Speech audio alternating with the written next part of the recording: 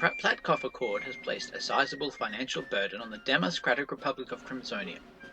In order to pay these reparations, the Senate has imposed new tariffs and taxes across the nation, including on the overseas colonies. In Mauxica, news of these new burdens arrived at the same time as the news of the end of the unpopular War of Maustrian Succheesion.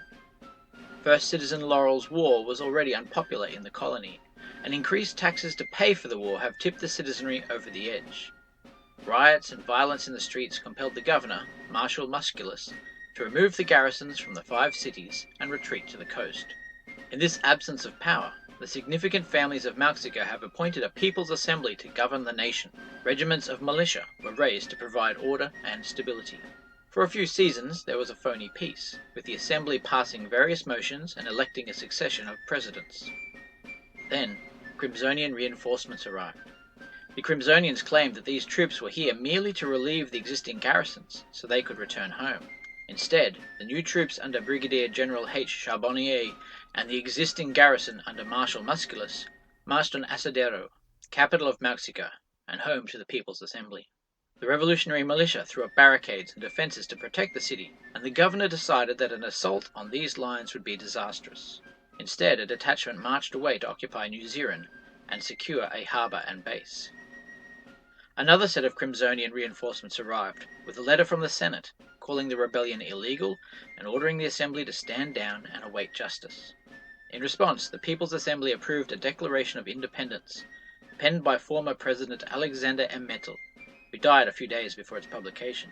From this day forth, the mice of Mauxica solemnly declare their right to a free and independent Mauxica, free of allegiance or political connection to any other power.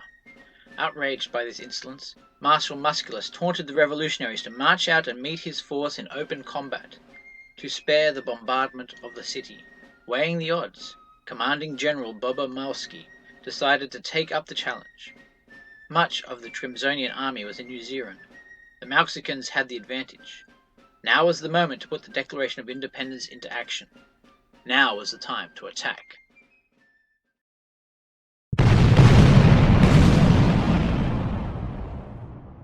The Mauxicans attacked the Crimsonian camp on the banks of Schuller's Creek.